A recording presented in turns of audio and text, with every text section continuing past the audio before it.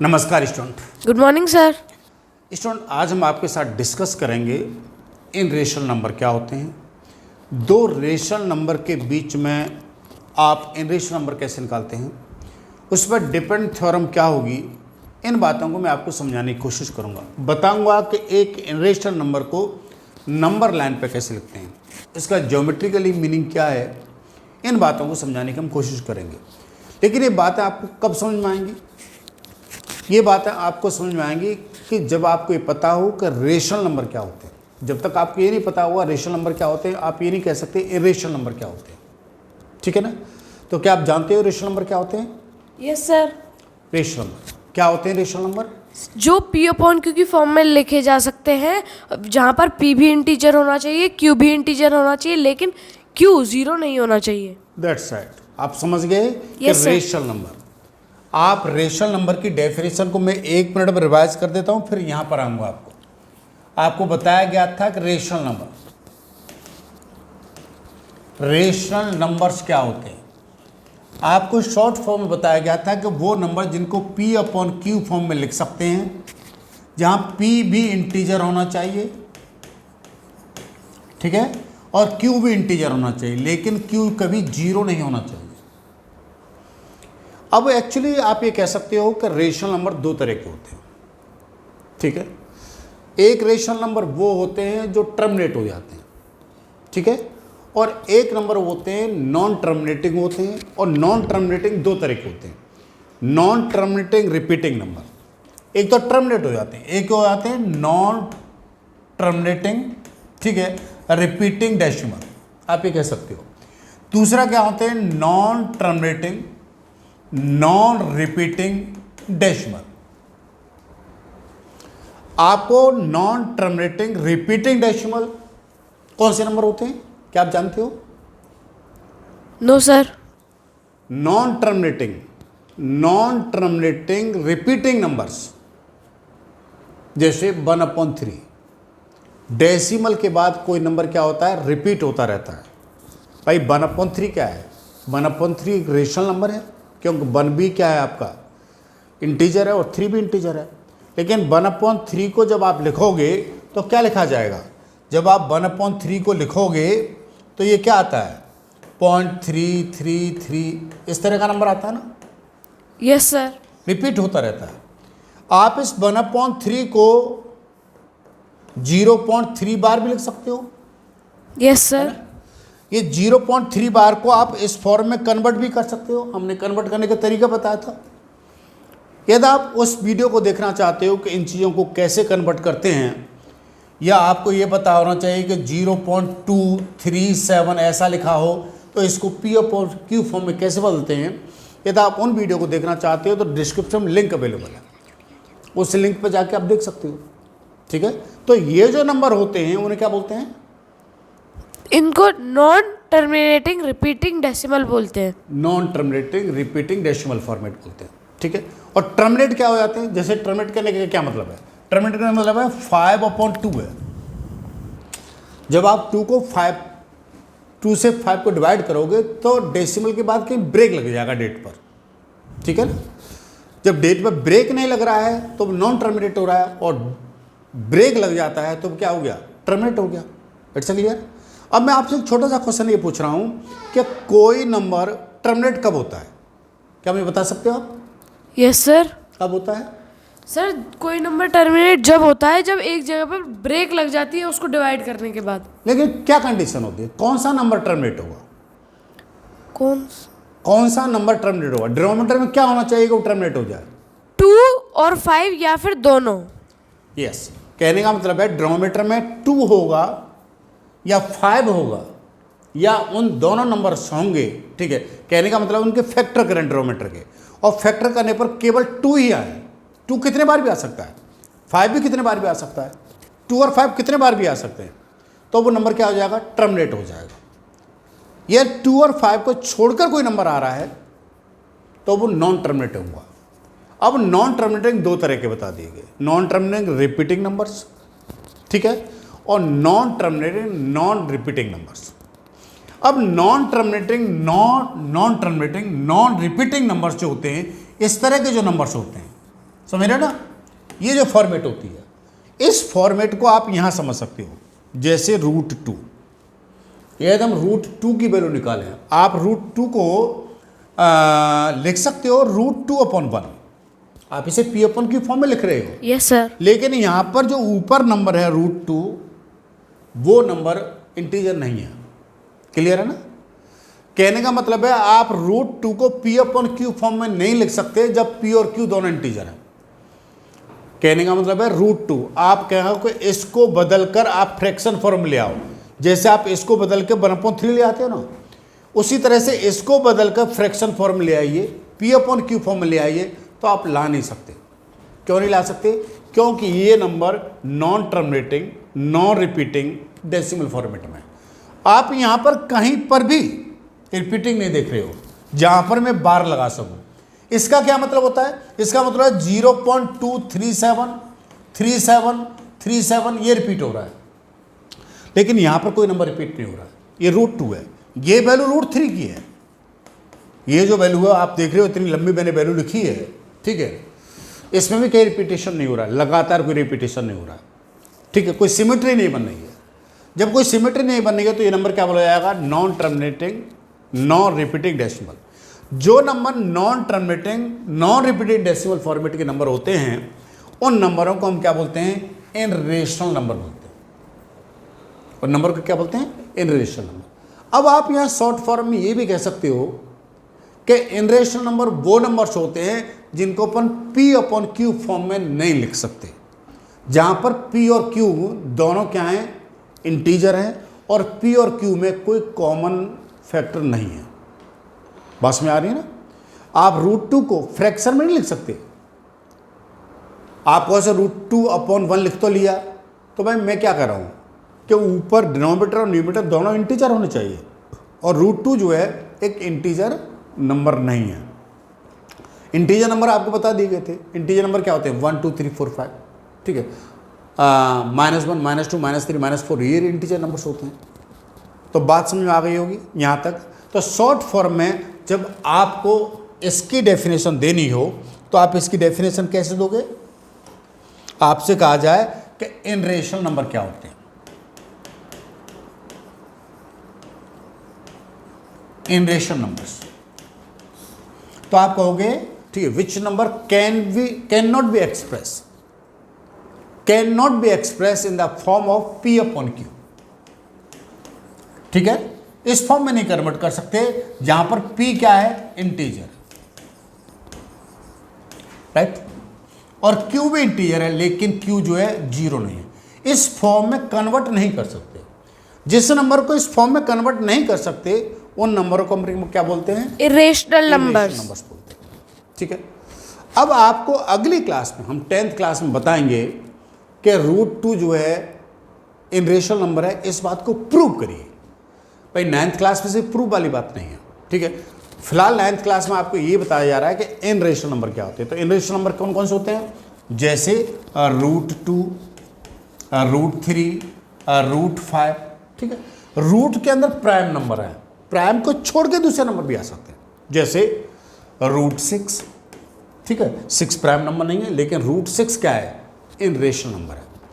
आप यहां पर कह सकते हो जिन नंबरों के परफेक्ट स्क्वायर नंबर नहीं निकल रहे, ठीक है, जैसे √13, ये सभी क्या बोले जाएंगे?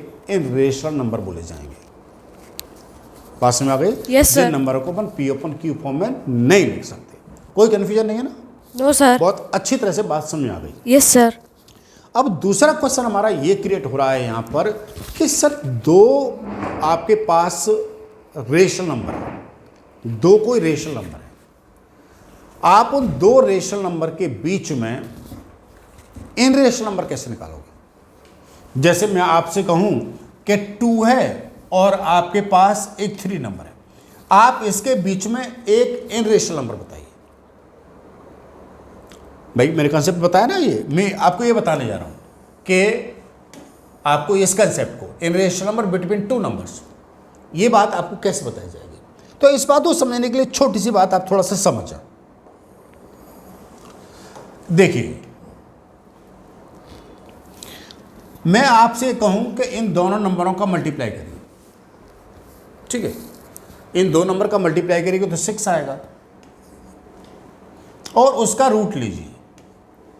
ये जो नंबर है, ये जो नंबर है, ये 2 + 3/2 से बड़ा होगा या छोटा होगा?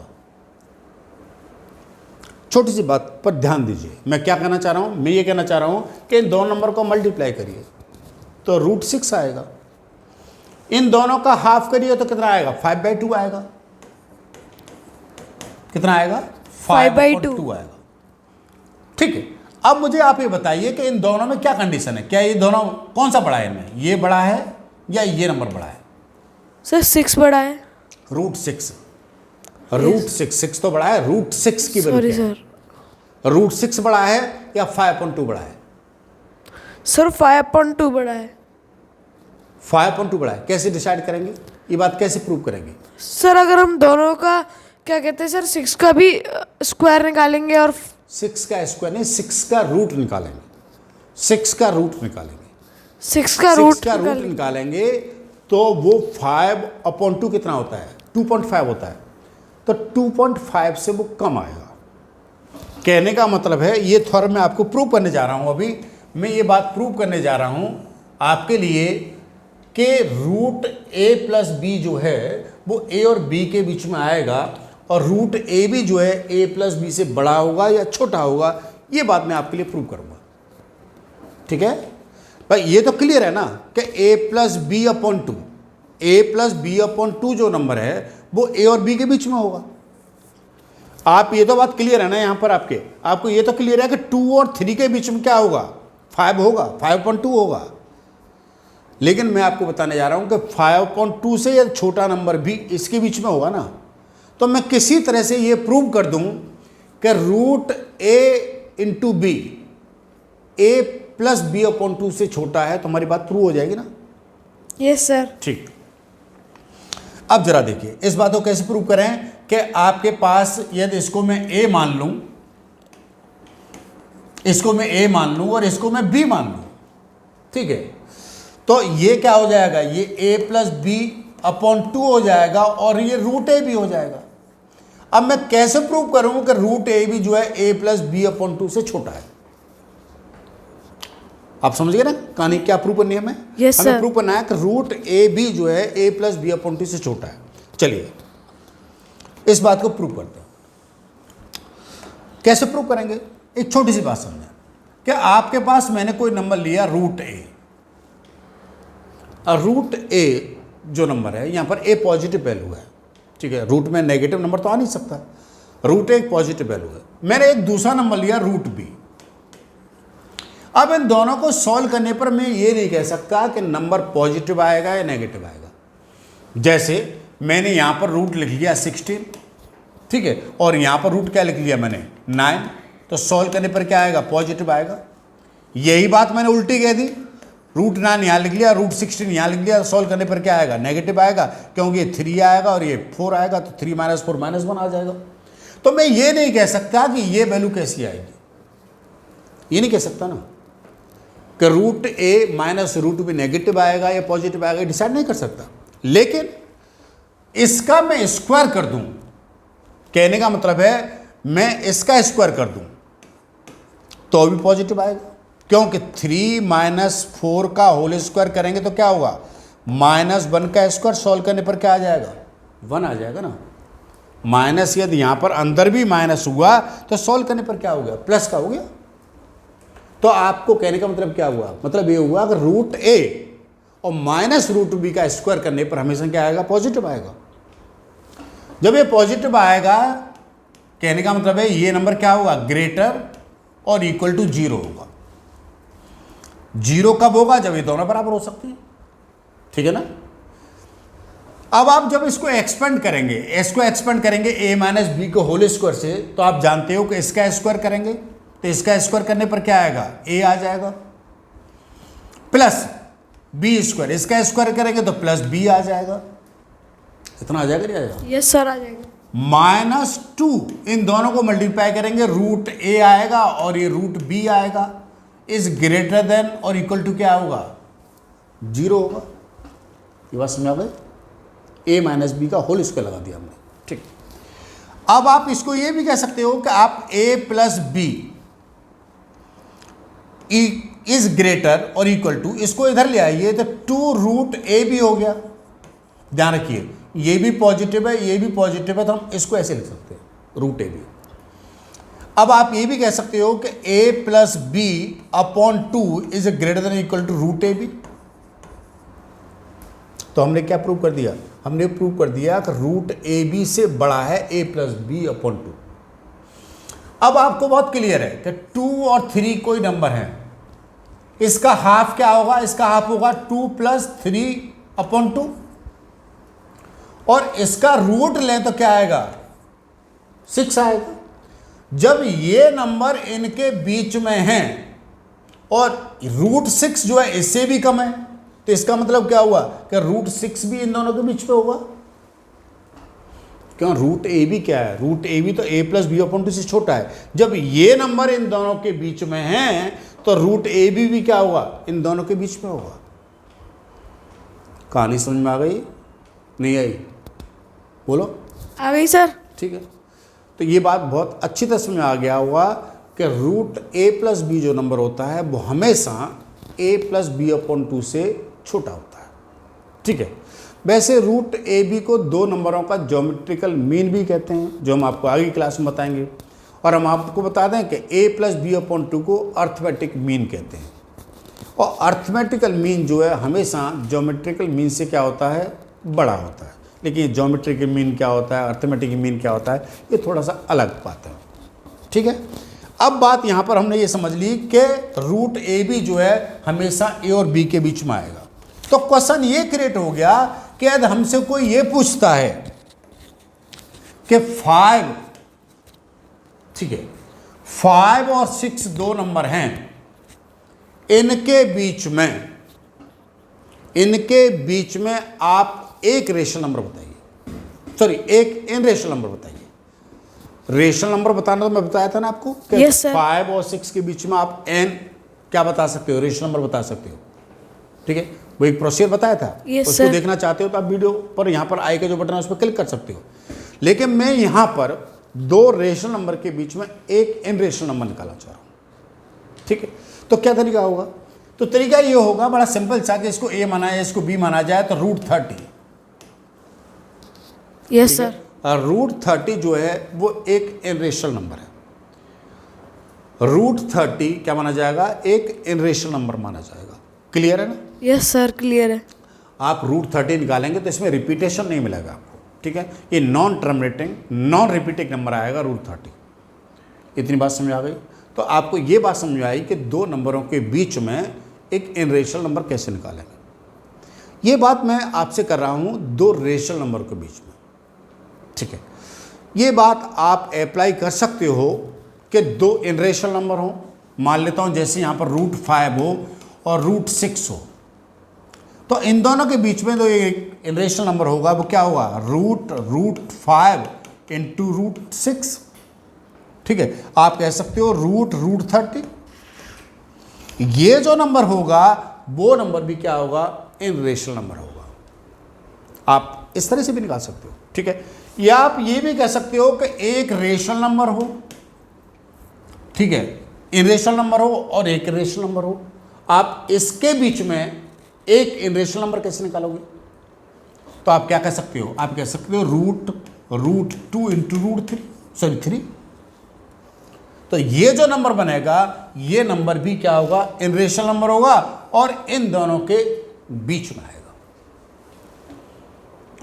बात समझ आई बहुत अच्छी तरह से? Yes sir. ठीक है। अब हमारी भी 2 बातें खत्म हो गई। हमने क्या बताया आपको? इन रेशनल नंबर क्या होते हैं। दूसरी बात हमने आपको ये बताई कि 2 रेशनल नंबर के बीच में एक इन रेशनल नंबर कैसे निकालते हैं, या 2 इन रेशनल नंबरों के बीच में एक इन रेशनल नंबर कैसे निकालते हैं। ये बातें क्लियर कर दी हैं। इस बात को प्रूव करके ये बताया कि रूट ए बी जो है वो ए और बी के बीच में आएगा। अब तीसरी बात क्या आ रही है? थर्ड बात ये आ रही है कि रूट के नंबर जो हमारे पास इन रेशनल नंबर है, जैसे रूट एक्स ले लेंगे, ठीक है। इस रूट एक्स को नंबर लाइन पे कैसे रिप्रेजेंट करेंगे? जैसे रूट 2, रूट 3, ठीक है, √4 तो 2 हो जाएगा, उसको तो नंबर लाइन पर रिप्रेजेंट कर सकते हैं। √5, √6, इस तरह कोई भी नंबर हो सकता है ना, उसको नंबर लाइन पर कैसे रिप्रेजेंट करेंगे। प्रॉब्लम समझ में आ गई? चलिए यस सर। अब हम √2 को इजी तरीके से नंबर लाइन पर रिप्रेजेंट करने का तरीका समझते हैं, ठीक है ना। √2 को तो आप क्या करें, एक नंबर लाइन बना लें। आपने एक नंबर लाइन बनाई, ठीक। आप बहुत अच्छी तरह से जानते हो कि नंबर लाइन पे एक जगह 0 होता है, फिर इधर 1 2 3 4 5 होते हैं, इधर -1 -2 -3 -4 -5 होते हैं। आप क्या करें, इस पर 1 सेंटीमीटर की लेंथ लें। मान लेता हूँ यहाँ से लेकर यहाँ तक 1 सेंटीमीटर है, ये वाला 1 सेंटी या 1 इंच ले लें, इतना ले लिया, ठीक है। आप दिख रहा है ना, ये इसका रेड कलर कर दूं मैं, यहाँ से लेकर यहाँ तक, यहाँ से यहाँ तक, क्लियर। अब आपने यहाँ पर एक पॉइंट आपको मिला ए, वैसे इस पॉइंट को रिप्रेजेंट करने की जरूरत नहीं है, ठीक है ना, ए पॉइंट। अब इस ए पॉइंट पर आप 90 डिग्री का एंगल बनाइए और इसको भी आप 1 यूनिट लीजिए। ध्यान रखें, जितना आपने ये 1 यूनिट लिया उतना ही आपका 1 यूनिट ये होगा, ठीक है, दोनों बराबर होंगे, ये भी 1 होगा और ये भी 1 होगा। अब आप इसको ज्वाइन करेंगे यहाँ से लेकर यहाँ तक, तो ये लेंथ कितनी आएगी, ये जो लेंथ है कितनी आएगी, आप देखेंगे कि ये जो लेंथ मिलेगी ना आपके पास, ये आप जानते हो कि यहाँ पर पाइथागोरस थ्योरम अप्लाई होगी। आप कहोगे कि ये बी पॉइंट है, तो आप ये कह सकते हो कि ओ बी क्या होगा, ओ बी स्क्वायर जो है वो O A square plus A B square होगा बाई पाइथागोरस थ्योरम, है ना, पाइथागोरस थ्योरम। अभी पाइथागोरस थ्योरम क्या होती है, पाइथागोरस थ्योरम होती है किसी रेक्टेंगल ट्रायंगल में इसके सामने वाला जो हाइपोटेन्यूस होता है उसका स्क्वायर हमेशा इन दोनों के स्क्वायर के बराबर होता है। आप यहां पर कह सकते हो कि ओ बी स्क्वायर कितना आएगा, 1 स्क्वायर प्लस 1 स्क्वायर, तो आप ये कह सकते हो कि ओ बी कितना आएगा, और √2 आएगा। तो यहां से यहां तक की लेंथ कितनी आ गई, ये √2 आ गई। अब आप कंपास में क्या कर सकते हो, कंपास के एक पॉइंट यहां पर लीजिए और दूसरा पॉइंट आप यहां लेंगे ना कंपास में, ये वाला, तो कंपास में ये लेंथ लीजिए, ले ली, और कंपास को ऐसे घुमा दीजिए, ऐसे घुमाएंगे ना तो ये कंपास यहाँ तक आएगी ना, ये यहाँ पर आ गई।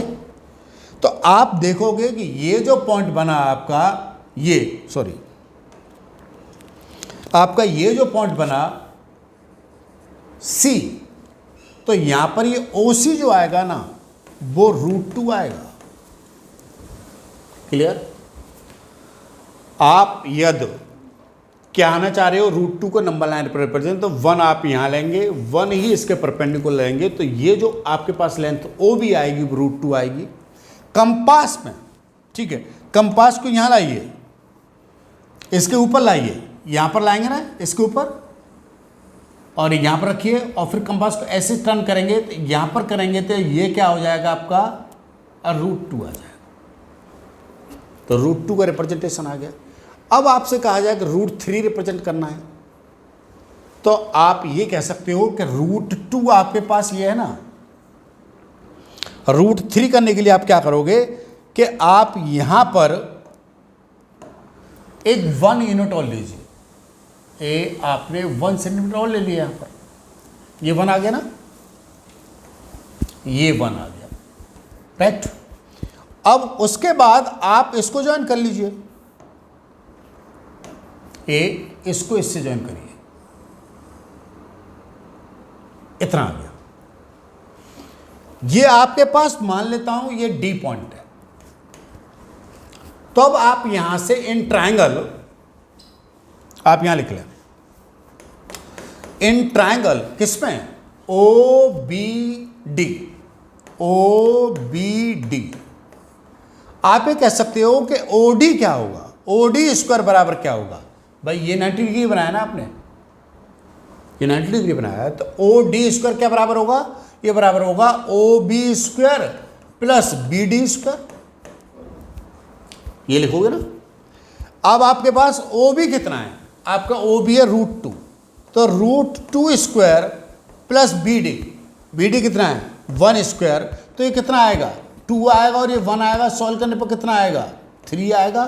तो ओ डी कितना आ गया, ओ डी स्क्वायर आ गया 3, तो ओ डी कितना आ जाएगा, ओ डी √3 आ जाएगा। तो आपको ये पता लग गया कि ये जो लेंथ है √3 है। तो जब आपको √3 का रिप्रेजेंटेशन करना पड़ेगा तो पहले √2 का रिप्रेजेंटेशन करना पड़ेगा, फिर √3 का करना पड़ेगा, है ना। एक लंबा प्रोसीजर क्रिएट हो रहा है ना। लेकिन आप नंबर लाइन पर रिप्रेजेंट करोगे तो आप क्या करोगे, कंपास लोगे, ठीक है, और कंपास में इस यहाँ पर लगा कंपास को ये लेंथ क्रिएट करोगे, ये लेंथ लोगे और इस लेंथ को इस तरह से घुमा दोगे, तो ये क्या आ जाएगा, यहाँ पर ये √3 आ जाएगा। तो ये आप ये कह सकते हो कि ये पॉइंट आपके पास क्या आएगा √3, ये पॉइंट ई आएगा और ये क्या होगा √3 होगा। तो आप कह सकते हो कि ओ ई जो आएगा नंबर लाइन पर कितना आएगा √3। तो ये एक तरीका था कि √2 आपको ऐसे रिप्रेजेंट करना है, √3 आपको इस तरह से करना है। लेकिन यहाँ 2 और 3 की जगह पर कोई भी नंबर यदि हो, ठीक है, जिसको नंबर लाइन पर रिप्रेजेंट करना हो, ठीक है, और x कोई भी पॉजिटिव नंबर हो, तो उसको रिप्रेजेंट करने का एक दूसरा तरीका भी है, आप उसे फॉलो कर सकते हो। चलिए बताता हूँ। अब हम समझेंगे कि √x को नंबर लाइन पे कैसे रिप्रेजेंट करेंगे, और √x क्या हो सकता है, x यहाँ पर क्या हो सकता है, x कोई भी पॉजिटिव नंबर हो सकता है, जैसे 3 हो सकता है, 3.5 भी हो सकता है, 3.9 भी हो सकता है, 4 भी हो सकता है, कोई परेशानी नहीं आएगी, तरीका भी हो सकता है। लेकिन 4 का मतलब क्या होगा, √4 का मतलब 2 होगा, तो इतनी बड़ी रामायण करने की कोशिश ही नहीं करेंगे, वो तो सिंपल रिप्रेजेंटेशन हो जाएगा, है ना। लेकिन 3.5 हो, 3 हो, 7 हो, तो उसके लिए जो भी हम तरीके आपको बता रहे हैं आप उन्हें फॉलो करोगे। लेकिन उसे फॉलो करने से पहले थोड़ी सी बात को समझ लें कि हम क्या बता रहे हैं। जरा देखिए उसका ज्योमेट्रिकल मीनिंग क्या है, उस बात को हम कैसे प्रूव कर रहे हैं। देखिए पहले हम √x को रिप्रेजेंट करना चाहते हैं, और √x को रिप्रेजेंट करना चाह रहे हैं ना, x क्या हो सकता है, x आपका 3 हो सकता है, x आपका 3.5 भी हो सकता है, 3.9 भी हो सकता है, 7 भी हो सकता है। ऐसा करने के लिए आप क्या करेंगे, पहले आप एक लाइन ड्रॉ करोगे √x के बराबर, कितना, सॉरी x के बराबर, x सेंटीमीटर। आपने x सेंटीमीटर की लाइन ड्रॉ करी, x इंच की लाइन ड्रॉ करी, सेंटीमीटर छोटा है तो इंच से ले सकते हो, लेकिन इंच बहुत बड़ा हो जाएगा 7 में, तो x सेंटीमीटर की लाइन ड्रॉ करी आप। ये यहाँ से यहाँ तक ए बी एक लाइन ड्रॉ करी आपने, और ए बी लाइन कितनी थी आपके पास, ये जो है ये 3 है तो 3.5 है, तो यहाँ से 3.5, ये x हो गया। उसके बाद क्या करेंगे, उसके बाद 1 यूनिट, इस लाइन को 1 यूनिट आगे प्रोड्यूस करेंगे, यहाँ से ध्यान रखिएगा, 1 यूनिट आपने आगे प्रोड्यूस कर दी, ये 1 यूनिट आ गया, ठीक है। यहाँ से यहाँ तक कितना है, ये 1 यूनिट, ये सी पॉइंट मिल गया आपको। मैं आपको ये बताने जा रहा हूँ कि √x का रिप्रेजेंटेशन ज्योमेट्रिकली मीनिंग क्या है और बात प्रूव कैसे निकल के आएगी, वो कि जो हम √x वैल्यू लेकर ले रहे हैं, √x जो लेंथ ले रहे हैं वो कैसे निकल के आएगी। अब आप क्या करें, आप मिड पॉइंट ऑफ AC निकालें, मिड पॉइंट ऑफ AC क्या होगा, ये होगा x + 1/2। तो भाई AC का मिड पॉइंट तो कहीं लगभग यहां होगा, ठीक है। मान लेता हूं ये O पॉइंट, इस O को सेंटर लेते हुए, इस O को सेंटर लेते हुए और AC को डायमीटर लेते हुए एक सेमी सर्कल ड्रॉ करिए। एक सेमी सर्कल ड्रॉ करेंगे तो आपका सेमी सर्कल कुछ ऐसा बनेगा ना, ठीक है ना। मेरे पास प्रॉपर कंपास नहीं चल पा रहा है, लेकिन ऐसा कुछ बनेगा। जब आप इसको सेंटर लोगे, इसको आगे प्रोड्यूस कर देता हूं थोड़ा सा मैं, इसको मैंने आगे प्रोड्यूस किया तो ये यहां तक आ जाएगा, ठीक है। अब आपने ये लिया, सेमी सर्कल बनाया।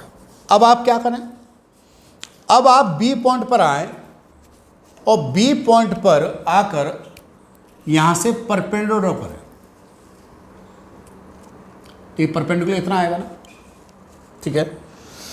ये परपेंडिकुलर जो है सर्किल को डी पॉइंट पर कट करेगा। आप यहां से इस पॉइंट को ज्वाइन कर सकते हो, कोई परेशानी आएगी, ठीक है। अब आपको ये पता है कि ओ डी जो है वो तो रेडियस है इस सर्किल की, और ओ ए भी रेडियस है, ये भी रेडियस है, ओ सी भी रेडियस है। अब हमको ये बताना है कि इसमें बी डी लेंथ कितना आएगा, बी डी लेंथ कितनी आएगी, ठीक है ना। तो बी डी लेंथ कैसे निकालेंगे? बी डी लेंथ निकालने के लिए आपको क्या निकालना पड़ेगा? पहले निकालना पड़ेगा कि ओ बी क्या होगा। जरा मुझे बताइए कि ए बी कितना है, यहां पर ए बी एक्स है, ए ओ कितना है, ए ओ जो है वो आपके पास क्या है, ये ए ओ है, मिड पॉइंट है ना, तो ये x प्लस 1/2 है। तो ओ बी कितना आएगा? ओ बी जो आएगा इस पूरी लेंथ में से ये वाली लेंथ माइनस कर दो, तो x plus 1/2 minus, sorry x में से माइनस करिए, x माइनस x प्लस 1/2, भाई इस पूरी x में से आप ये माइनस कर दीजिए, तो ये आ जाएगा 2x माइनस x माइनस 1/2। तो सॉल्व करने पर क्या आया? x minus 1/2। ये क्या आया? ये ओ भी आया। ये जो लेंथ है ना वो कितनी आ गई? x minus 1/2। ये ओ डी कितना है? ओ डी तो रेडियस है, और रेडियस कितना है? रेडियस है x प्लस 1/2। ध्यान रखिए, ये आपने परपेंडिकुलर किया था ना, तो 90 डिग्री होगा। अब जब आप इसमें से बी डी निकालोगे तो आप क्या लिखोगे? बाई पाइथागोरस थ्योरम,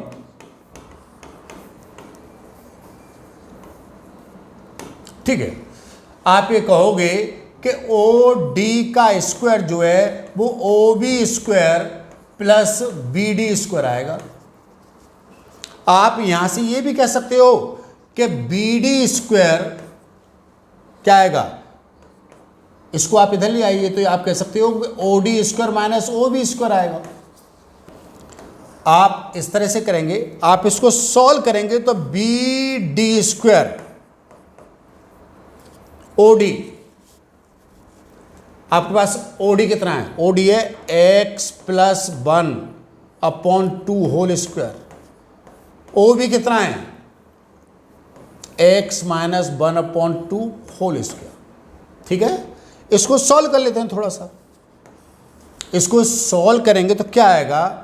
ये आएगा बी डी स्क्वायर बराबर x plus 1/2 whole square upon 4 minus x minus 1/2 square upon 4। हाँ जी,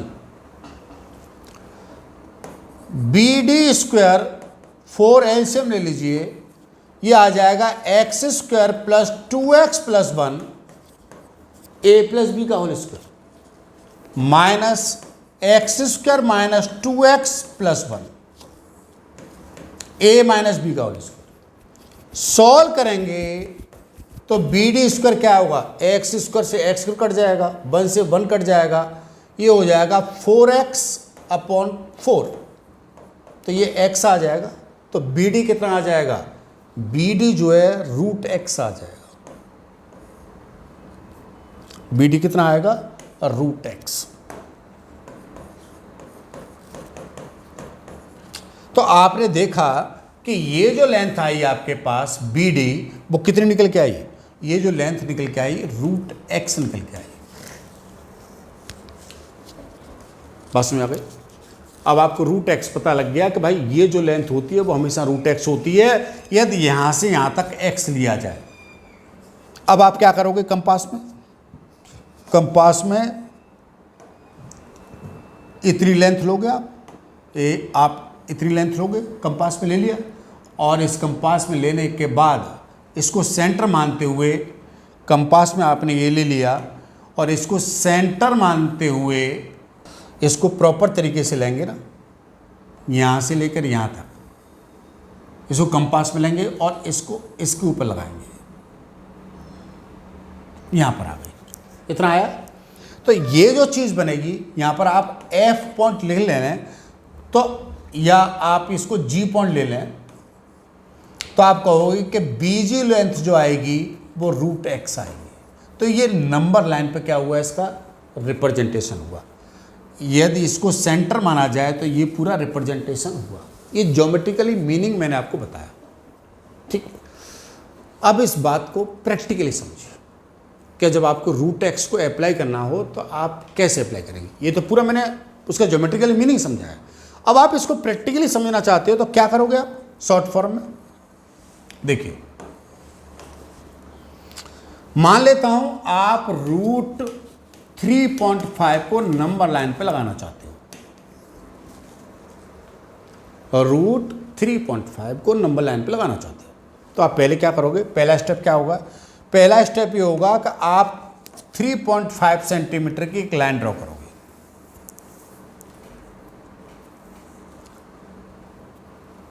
ये लाइन कितनी होगी, 3.5 सेंटीमीटर, ठीक है। उसके बाद आप क्या करोगे, उसके बाद आप 1 यूनिट की लेंथ क्रिएट करोगे। इसके आगे 1 यूनिट और क्रिएट करोगे, ठीक है, 1 यूनिट। या आप एक साथ क्या कर सकते हो, स्केल से एक साथ आप 3.5 प्लस 1 4.5 यूनिट की लेंथ क्रिएट कर लीजिए, लेकिन 3.5 पर एक निशान लगा दीजिए, ठीक है ना, यहां पर। अब क्या करिए, इसका मिड पॉइंट निकालिए, बाइसेक्ट करिए इस ए बी को। ए बी को बाइसेक्ट करने का मतलब क्या हुआ, 4.5.2। तो बाइसेक्ट किससे करोगे, कंपास से करोगे। और कंपास से बाइसेक्ट करने का तरीका क्या होता है कि इससे ज़्यादा लीजिए, हाफ से ज़्यादा आर्क इधर लगाइए, एक आर्क इधर लगाइए, इसको सेंटर लेते हुए एक आर्क इधर लगाइए और एक आर्क इधर लगाइए। तो आप इन दोनों को ज्वाइन करेंगे तो मिड पॉइंट पता लगेगा ना आपको। तो ये क्या हो जाएगा, मिड पॉइंट हो जाएगा। ए बी का मिड पॉइंट आ गया। अब इस मिड पॉइंट को सेंटर लेते हुए एक सर्किल ड्रॉ करिए। ये सर्किल ड्रॉ हो गया, ठीक है। अब आपके पास दूसरी क्या पहला तरीका क्या था कि आपने लाइन ड्रॉ करी 4.1 सेंटीमीटर की, यहां 3.5 पे निशान लगा लिया था आपने। उस लाइन का 4.5 सेंटीमीटर लाइन का आपने मिड पॉइंट निकाला। मिड पॉइंट निकालने के लिए क्या किया कि इसको सेंटर लेते हुए इधर से आर्क लगाया, आधे से ज़्यादा, इधर भी आर्क लगाया, इसको सेंटर लेते हुए इधर आर्क लगाया और इधर भी आर्क लगाया। तो ये मिड पॉइंट मिलाना। इसको सेंटर लेते हुए सेमी सर्कल ड्रॉ किया। उसके बाद आप क्या करोगे कि यहाँ से एक परपेंडिकुलर ड्रॉ करोगे। ये करोगे ना, ये जो परपेंडिकुलर है ना, यही रूट एक्स है, ठीक। अब कंपास में क्या लोगे, कंपास में इतनी लेंथ कवर करोगे, ये लेंथ, और कंपास को इस तरह से घुमा दोगे, ये यहाँ आ गया ना। तो ये जो है आप कह सकते हो कि ये सेंटर है ओ, और ये आपके पास कोई पॉइंट मिला, ठीक है। मान लेता हूँ ये एम पॉइंट मिला। इस नंबर लाइन को आप चाहो तो और बड़ा कर सकते हो, कोई परेशानी नहीं है, ठीक है ना, कितना बड़ा भी कर सकते हो। तो ये ओ एम जो आएगा वो, ये जो लेंथ ओ एम आएगी वो ओ एम जो है रूट एक्स के बराबर आएगी। मेरी बात समझ में आ गई। ओ एम जो आएगी रूट 3.5 के बराबर आएगी। तो आपने 3.5 को नंबर लाइन पर कैसे रिप्रेजेंट करेंगे ये समझ में आ गया।